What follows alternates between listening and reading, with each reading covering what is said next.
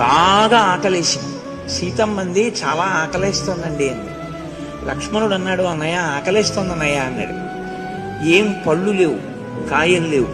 అప్పుడు రాముడు ఏం చేశాడంటే బాణం చేత్తో పట్టుకుని రామలక్ష్మణులు ఇద్దరూ వెళ్ళి ఒక లేడిని ఒక దుప్పిని వేటాడి తీసుకొచ్చి దాని తోలు ఒలిచేసి అగ్నిహోత్రంలో పచనం చేసి ఆ మాంసం తిన్నాడు.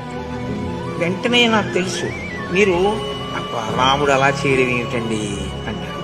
కానీ అది క్షత్రియ ధర్మం. క్షత్రియుడు అలా తింటాడు మాంసం. అది ఆయన చెయ్యవలసిన పనే. మాంసాహారం తింటారు రాజులు, మృగాన్ని వేటాడతారు, తింటారు. అది అలా వేటాడి తినకుండా ఉండవలసినటువంటి ఒక ఋషి ఆ పని చేశాడనుకో దోషం.